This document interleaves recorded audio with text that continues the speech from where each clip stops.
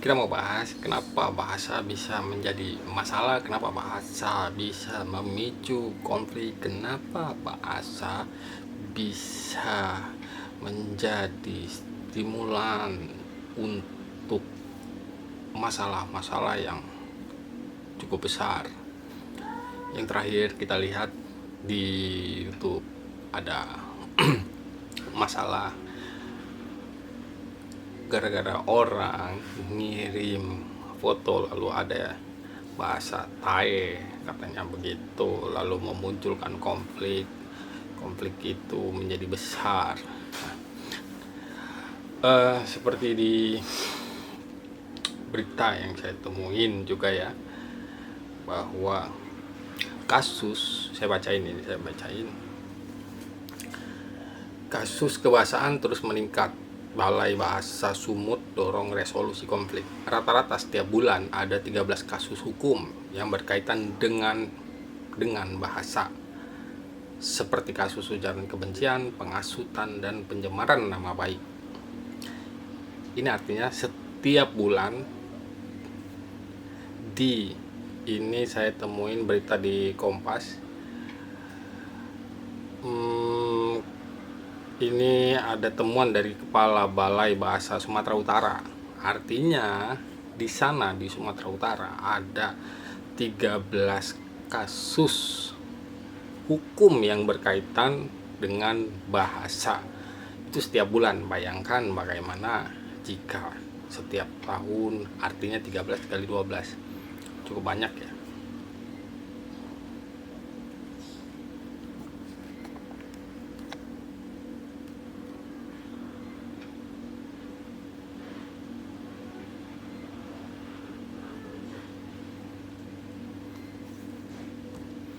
Kenapa bahasa bisa begitu? Karena di dalam bahasa itu bukan hanya tersimpan makna, tapi di dalamnya itu ada emosi. Jadi bukan hanya sekadar message, tapi ada pesan jiwa ya, bisa dikatakan bahwa emosional itu terkait dengan jiwa. Ada emosi di dalamnya. Sebuah bahasa itu bukan hanya sekadar makna yang sudah disepakatin atau makna denotasinya saja, tapi ada makna konotasinya. Nah, makna konotasi ini yang sangat luas sekali. Kita harus melihat bagaimana bahasa itu dituturkan, siapa penuturnya, bagaimana penuturannya, bagaimana terkait dengan bagaimana penuturan ini. Kita lihat juga bagaimana mimihnya, bagaimana ekspresinya.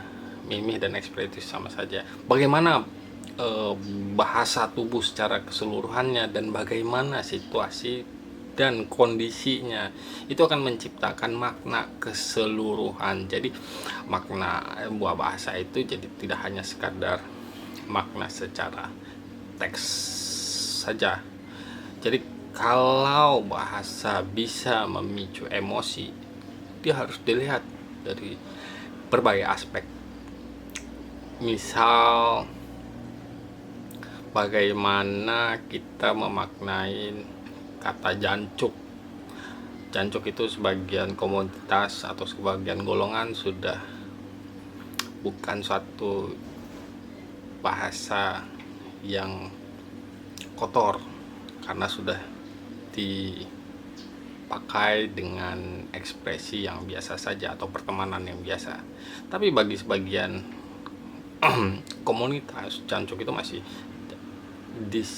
dimaknai sebagai bahasa yang kotor atau umpatan. Contoh lain misalnya kata bujang di sebagian Sumatera sana, atau tepatnya di Sumatera Utara, bujang itu sangat kotor, sangat tidak baik, tidak etis, artinya terkait ya bahasa yang amoral gitu. Tapi bagi kita di Jawa atau bahasa Indonesia secara umumnya, bahwa bujang itu bukan suatu makna yang kotor atau yang jorok, biasa saja. Contoh misalnya ditanya, apa kamu masih bujang? Nah, sementara ketika bahasa itu dipakai di Sumatera dan orang yang mendengarkan itu tidak mengetahui arti bujang dalam bahasa Indonesia, dia akan marah. Dia akan marah. Jadi meskipun sama-sama menggunakan kata bujang, itu tidak berarti maknanya sama juga. Sama seperti juga tadi jancuk, kita tidak sembarangan menggunakan jancuk kepada semua orang, nanti akan tersinggung, akan ada marah begitu. Jadi banyak bahasa memang yang harus diperhatikan antara penutur dan pendengarnya. Kita harus melihatkan situasi dan kondisinya.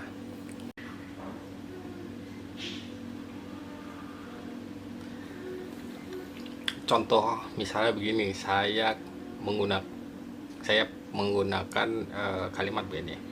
Ada saya dan teman saya, lalu muncul, katakanlah saya dan Budi, lalu ketika saya ngobrol dengan Budi, lalu muncul Teddy, lalu saya katakan kepada Budi, ada sapi datang. Nah, ada sapi datang. Teddy bisa jadi dia marah ketika mendengar kata sapi. Tapi bahasa itu ada sapi datang itu bisa jadi tidak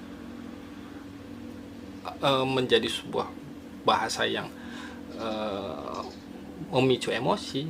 Ketika saya, Budi dan Teddy kedekatannya sangat dekat dan sudah terbiasa menggunakan itu. Tapi ketika Teddy hubungannya tidak begitu dekat, otomatis dia juga akan marah. Kita sambung lagi cerita tadi. Karena hubungan saya dengan Teddy dan Budi sudah sangat dekat, saya katakan, ada sapi datang. Teddy malah tertawa atau tersenyum. Nah, kira-kira begitu. Tapi ketika Teddy tidak punya kedekatan dengan saya, tidak punya kedekatan dengan Budi, ketika lalu saya katakan, ada sapi datang, otomatis dia akan marah karena dia dianalogikan atau disimbolkan sebagai sapi.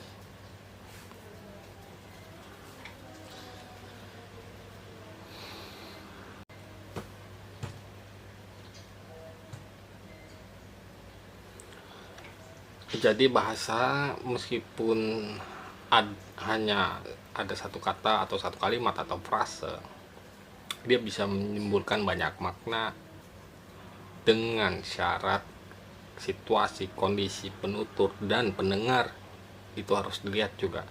Jadi cukup banyak sekali makna yang bisa dimunculkan.